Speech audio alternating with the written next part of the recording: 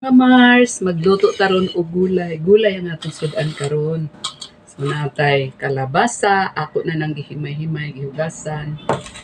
Natay malunggay o basa pa kaayo gihugasan. Hugasan nato bago ano. Meron ako ditong spinach, sari-sari lang ito mga Mars o spinach, palagbati ba. Tapos talbos ng kamuti. Meron din tayo ditong kangkong. Ayan mga Mars. Meron tayong kangkong. Oh. Kuha ko yan sa garden. Kahit pa konti-konti lang mga Mars. Meron din tayong ampalaya leaves dito. Ampalaya leaves. Ayan mga Mars. Nasagol ko na yan. Ayan. Mga ganito ba oh. Ampalaya leaves. Saka yung alagbati. Yan. Yan ang ulam natin ngayon mga Mars. Oh, ito. Pinalambot ko na yan mga Mars.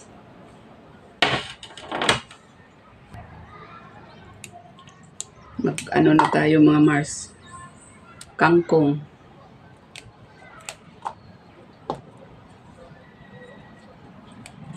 Mix na lang natin together ito mga Mars.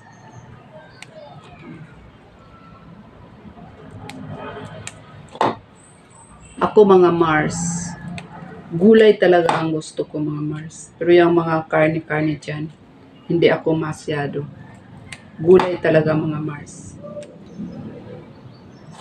Kaya pag pumunta ako doon sa city, doon sa bahay ng anak ko, naku mga Mars, nagtanim talaga ako doon sa kanilang mga pot lang. Ampalaya, yung mga okra, yun. Pero dito sa bahay namin, dito sa probinsya, meron akong area na makapagtanim talaga. Kaya ito na ngayon, mga hinarvest ko. Yung para lang sa ano, sa pang-araw-araw lang na konsumo, mga pang ano lang sa mga sabaw. Yun.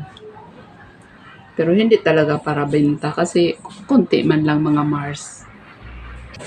Yan mga Mars, nilagyan na natin ng oil. Itong ano natin, lutuan. Ayan. Lagay ko na itong mga tanglad. Itong kamatis. Ayan, all in one na yan. Lahat na.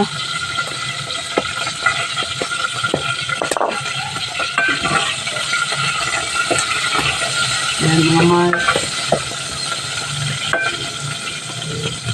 Ilunod na nato ang kalabasa. Kasi matigas yan.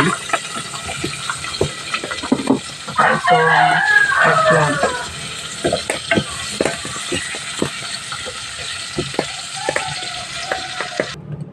Yan na natin. Ilunod na.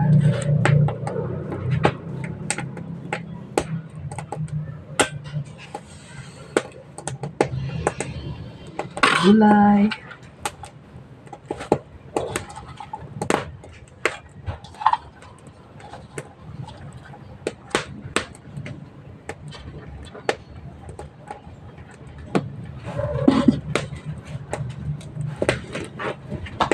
Malunggay.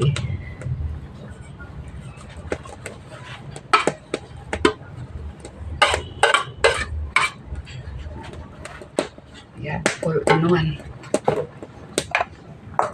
All in one gulay.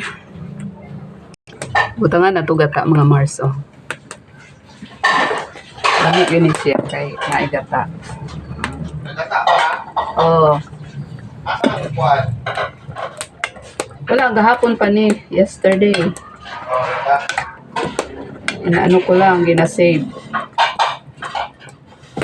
Ayan mga Mars.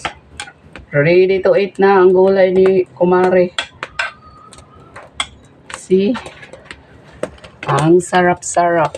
Tingnan mo lang yan. Mga Mars. Yan ang ulam namin ngayon. So, please like, comment, and share. Thank you for watching.